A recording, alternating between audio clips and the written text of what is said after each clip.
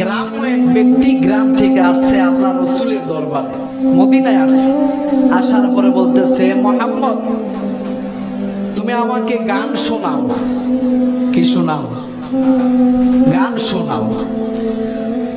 গ্রাম থেকে আসছে তো, গ্রাম্য ব্যক্তি যা বলছে তাই বলছে, তুমি আমাকে গান শোনাও। আর তোমার কাছে ওই যে দেও আসে, দেও অর্থাৎ জিবরাইল আলাইহিস সালামের কথা বলতেছে, ওই যে দেও আসে, ওই দেও তোমাকে যেই গান শিখায়, ওই গান তুমি আমাকে শিক্ষা দাও, আমাকে শোনাও, আমাকে শিখাও। এবার আল্লাহ রাসূল বুঝতে পারলেন যে এই ব্যক্তিটি গ্রাম থেকে আসছে, তো বুঝতে পারে নাই। তো আল্লাহ রাসূল তার পিঠে হাত দিয়ে আদর করে তাকে বলতেছে, আমাকে কোন দেও গান শিখায় না, আমার কাছে কালামুল্লাহ নিয়ে হযরত জিবরাইল আলাইহিস সালাম আমার কাছে আল্লাহর কালাম নিয়ে আসে। বলেন সুবহানাল্লাহ। গ্রাম থেকে আসছে, সে যা বলছেন তাই বলছে। এখন আল্লাহ রাসূল বলেন, সে আমাকে গান শিখায় না, সে আমাকে শিখায় আল্লাহর কোরআন। কি শিখায়? আল্লাহর কোরআন শিখায়, সে আমাকে গান শিখায় না। আর সে কোনো দেও না, সে হচ্ছে হযরত জিবরাইল আলাইহিস সালাম। এবার ওই গ্রাম্য ব্যক্তি বলতেছে, হ্যাঁ বুঝছি, ওইটাই, আমাকে ওই কোরআনই শিখাও। তখন আল্লাহ রাসূল বললেন, তুমি বড় ভাগ্যবান একজন ব্যক্তি। এই মুহূর্তে জিবরাইল আলাইহিস সালাম আমার কাছে এমন একটি সূরা নিয়ে আসছেন, এই সূরাটি যদি তুমি একবার পড়ো। কয়বার? আরো জোরে বলেন।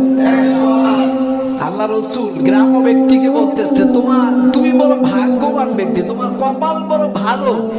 এই মুহূর্তে জিবরাইল আলাইহিস সালাম আমার কাছে এমন একটি সূরা নিয়ে আসছেন, এই সূরাটি যদি তুমি একবার পড়ো, তাহলে গোটা কোরআনের 3 ভাগের 1 ভাগ অর্থাৎ 10 পারা কোরআন পড়ার সওয়াব আল্লাহ তোমার সওয়াব নামের অ্যাকাউন্টে জমা করে দিবে। পড়েন সুবহানাল্লাহ।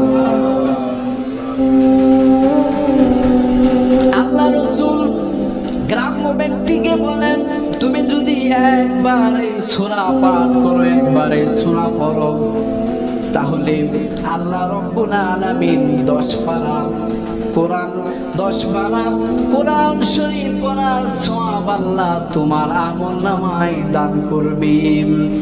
তুমি যদি 2 বার পড়ো, তাহলে 20 পারা কোরআন শরীফ পড়ার সওয়াব আল্লাহ তোমার আমলনামায় দান করবে। যদি 3 বার পড়ো, তাহলে 1 খতম কোরআন শরীফ পড়ার সওয়াব আল্লাহ তোমার আমলনামায় দান করবে। যদি 6 বার পড়ো, কয় খতম? 2 খতম। কয় খতম?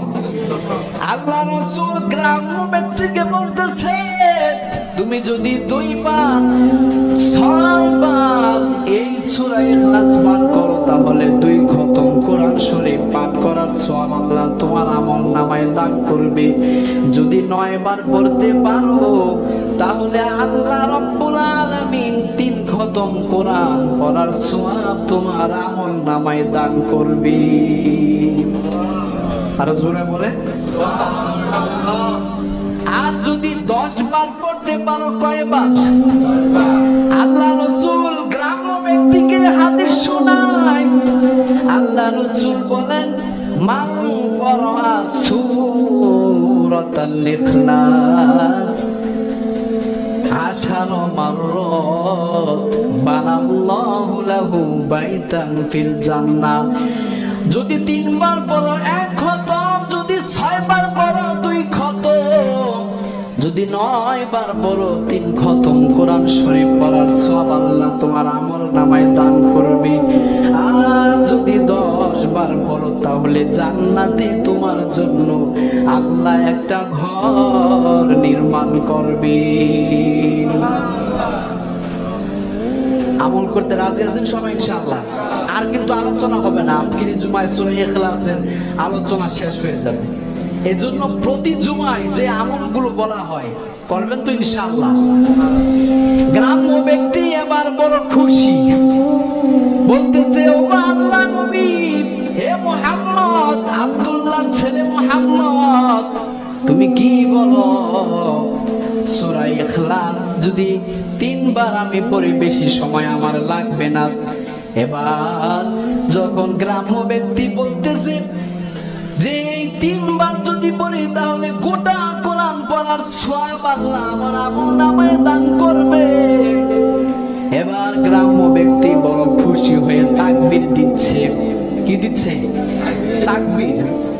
আমরা বলি নারায়ে তাকবীর, উনি বলতেছে, গ্রাম্য ব্যক্তি বলতেছে নি'মাল ইলাহু ইলাহুনা, নি'মাল ইলাহু ইলাহুনা, এই বলে বলে তাকবীর দিচ্ছে আর বলতেছে আমার আল্লাহ জিন্দাবাদ, আমার আল্লাহ, আমার আল্লাহ জিন্দাবাদ, আমার আল্লাহ কতই না ভালো, বড়ি অল্প দেয় অনেক। সুবহানাল্লাহ।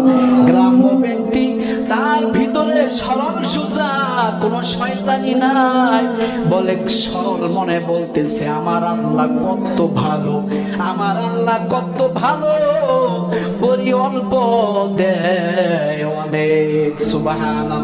এবার আল্লাহ নবীর সাথে না, নবীর হাতের সাথে হাত বাদ না যায় যেদিন আপনি কমপক্ষে 3 বার সূরা ইখলাস পাঠ করেন নাই।